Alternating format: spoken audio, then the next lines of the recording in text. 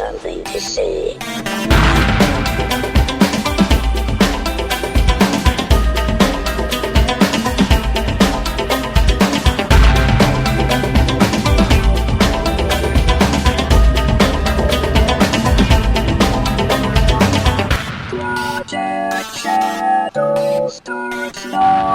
Hello everybody and welcome to Project Shadow 557, Avenging a Dark Power Ranger.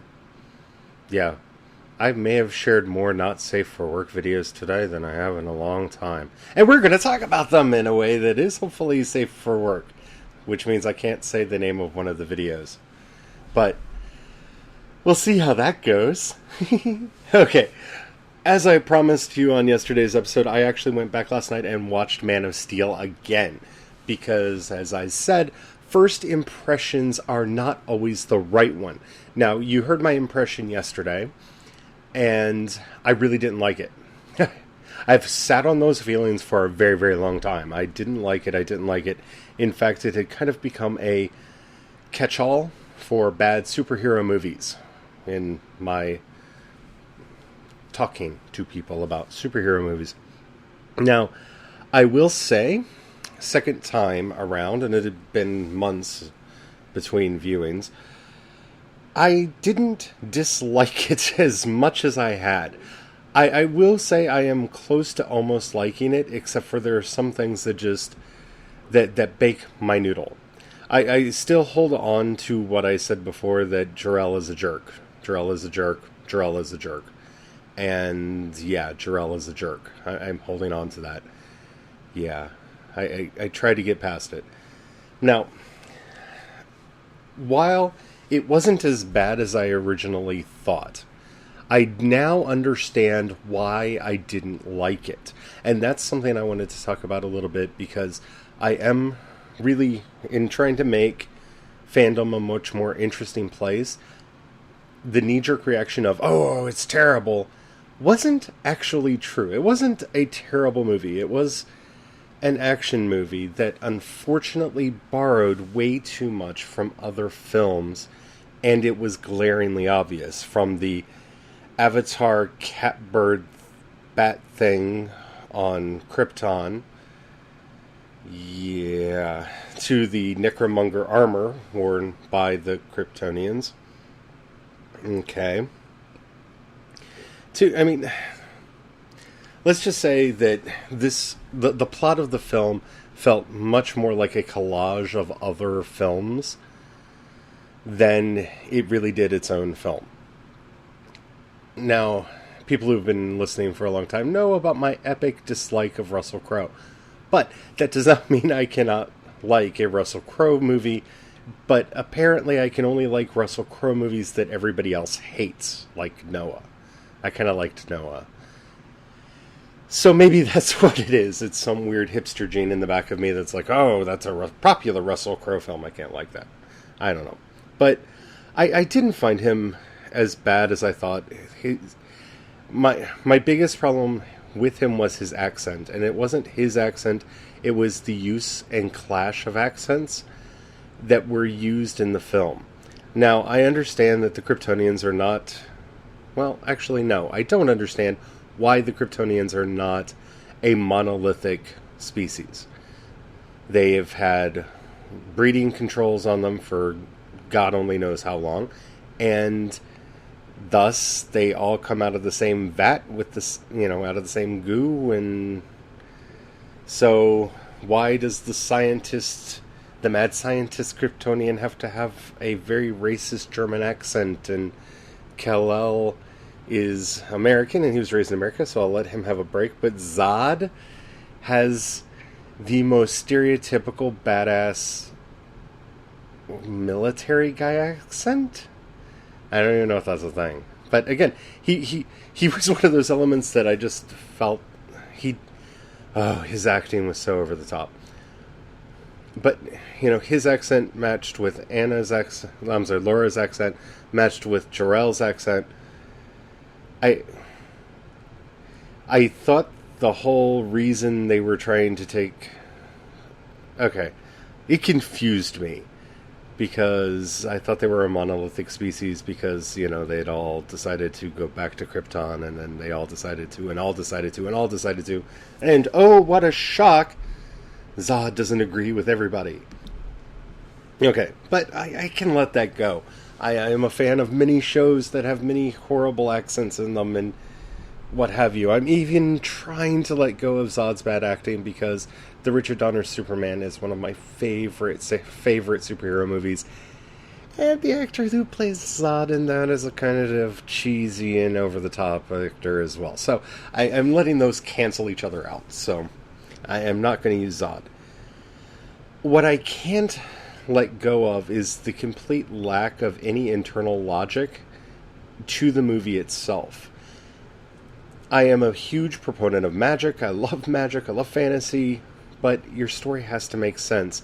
And I'm just going to pinpoint this on one thing, and that's when they finally, spoiler alert, defeat the big battleship at the end of the movie, and it's created a black hole, and it's sucking everything into it, and Lois Lane is falling. And yeah, the gravity well is strong enough that it's picking up these giant concrete slabs, but Lois falls. In many ways, I thought the use of Lois Lane throughout the movie was ridiculous. I don't understand why she and Clark have this weird relationship thingy, like they know each other. I was watching it again with Brian, and he made one of the most astute statements ever, that between the first and the second time that Lois and Clark meet, Brian looked up and he said, I feel like I missed like 5 scenes explaining how they have a relationship now. And yeah, I do. I don't... Yes, he saved her life, he cauterized her wounds with his scary glowing eyes, and... Okay, so it's not a horrible movie. I think it had a lot of good stuff in it. It has potential, so I'm going to let myself be halfway interested in Batman vs. Superman, but... it was worth watching again. Because, my first impression, those few things that really, really irked me were crazy out of control in my memory of the film, and it actually caused me to forget certain things that were actually in the movie. So I highly recommend that if you have a very strong reaction against a film, even Prometheus, try watching it again. Unfortunately, with Prometheus, it doesn't make it better. That's a whole other thing. So, on to the craziness that is the interwebs. I'm going to start with the Marvel thing.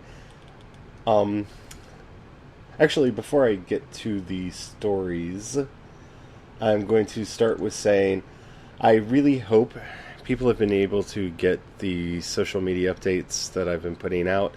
There seems to be something weird with my accounts, with a couple of my accounts.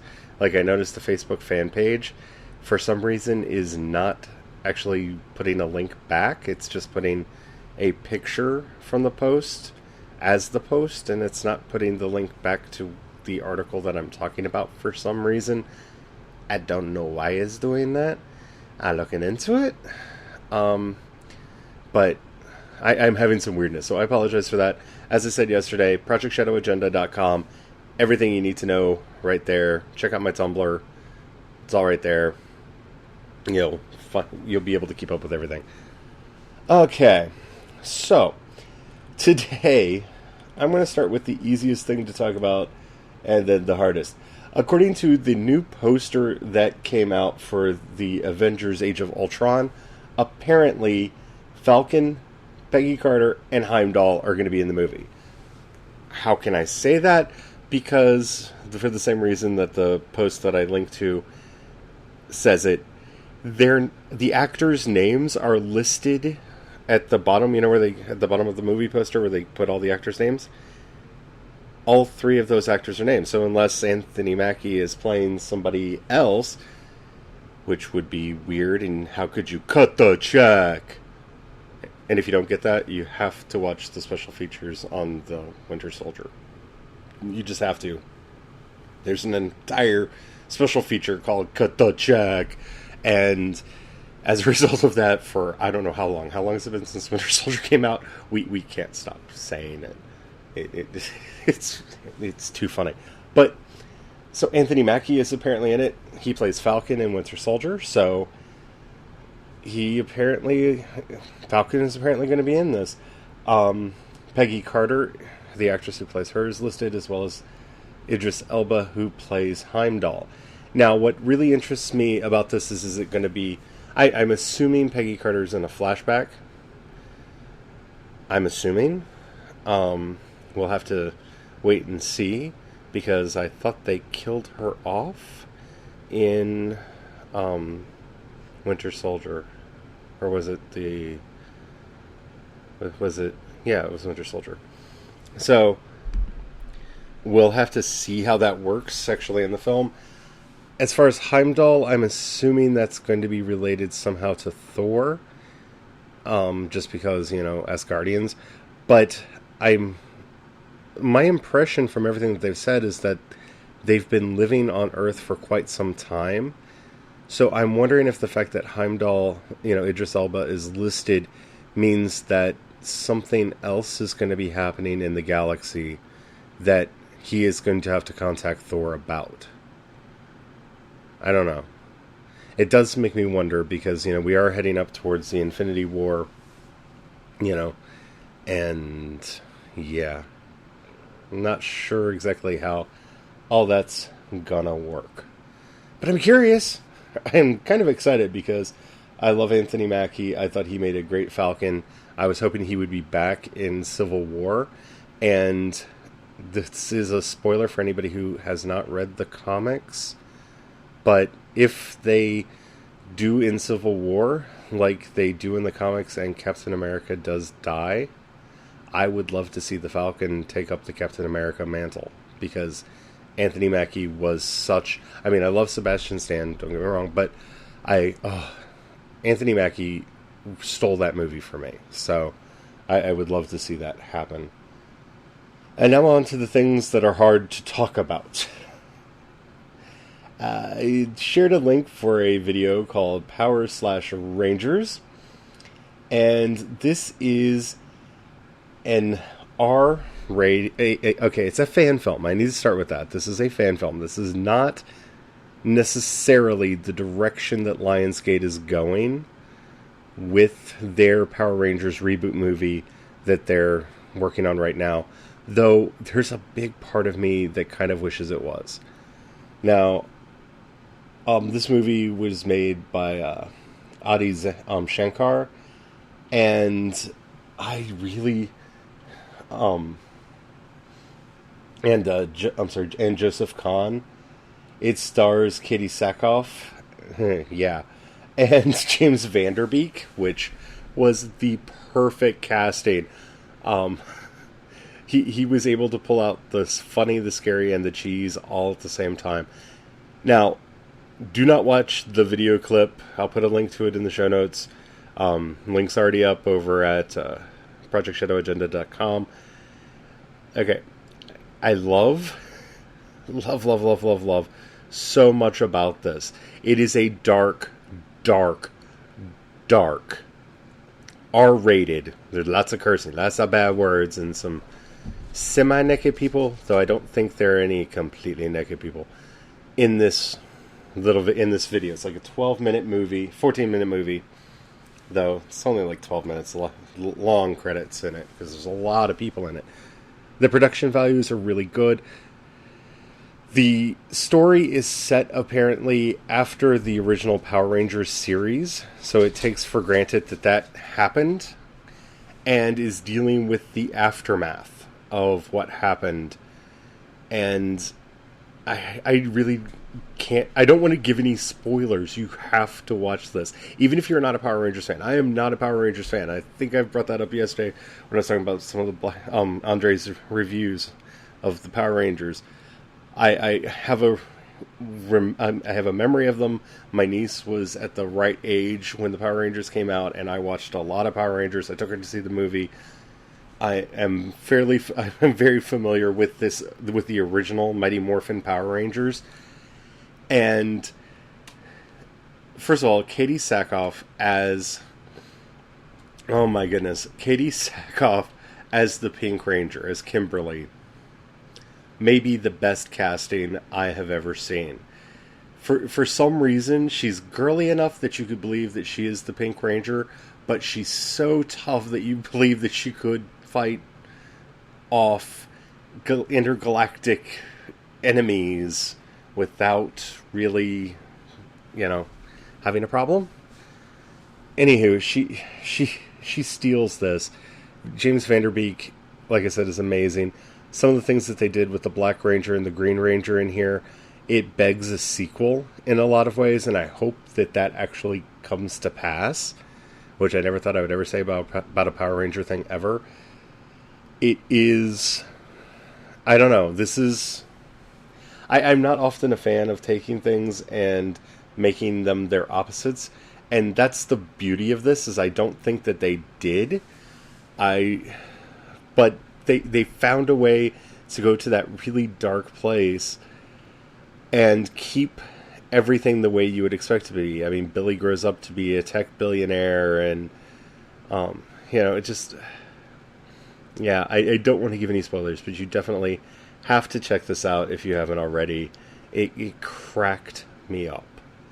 And yeah, I'm going to be talking about it for a while. And the other thing that I can't say the whole name to, so using our Polari dictionary, we shall say the Naffing Power Rangers. Yeah, this is something that came out quite a few years ago, and I never really shared it. I don't share a lot of Not For Safe stuff, which maybe you guys want me to change that, I don't know. And maybe I went way too far with this, but this was one of those things. It's a song by Titus Jones. I shared a video that's just the Mighty Morphin Power Rangers logo with the song in the background, and the one thing to me that was missing with with the Power Rangers fan film was that this song wasn't in it. And I think you will agree once you hear it, because, I mean, you have Nicki Minaj, you have, it's Nicki Minaj, Eminem, Ludacris, and Beyonce. Which is the one thing that I had fault with, because, there should be 5 Power Rangers and there's one missing, and argue amongst yourselves which one didn't rap for this. But it is worth a listen. It is one of the funniest mashups I've heard in a long time. It cracks me up. It is definitely not safe for work. It is definitely not safe for work. It is not safe for work. It is not safe for work. Which I know is a bit different from the stuff that I normally share. But it reminded me, that the Power Ranger fan film reminded me of this. So if you would like to have a spoiler-filled conversation about this, while you're over at Project Shadow Agenda, leave your comments, and we will have a further discussion about this, because I enjoyed it so much. That's really all that I saw happening in the news. If you want to start sharing things for me to talk about on the show, you can use any of the Ask Me Anythings or any of these submitted links. Share it up to the Facebook fan page, tweet it to me on Twitter. However you want to. You can even submit it directly onto the Project Shadow blog, Tumblr over at projectshadow.tumblr.com. So, yeah, definitely let me know what you guys want me to talk about. I'll be looking for more stuff. I did want to end the show today talking a little bit more about business. I'm sorry. But I really want to start putting some feelers out there to see what you guys think. I'm really wanting to use Medium to explore some of the facets of the story that I'm working on. I am working on a new book, despite what anybody says. I am starting a new book. I've actually thought about having a special segment on the show where I talk about what day in book preparation I'm on. And I've been thinking about putting up some short stories and some prose poems up on Medium for you guys to check out and to kind of give some flavor as to what I've been working on. And I'm curious what you guys think about that. So, let me know. I hope you are enjoying that the podcast is back. I'm really, really happy that the podcast is back. And tomorrow is going to be a strange day, but I will do my best to get a episode out. I may actually do my video tomorrow. Like I said, I'm going to try to be doing a video a week. We have a vendor tasting that we are going to tomorrow. So I may try to shoot a video about that if it's not way too boring. But that way you guys can kind of see what I've been working on in my life. Because it's been strange. Alrighty.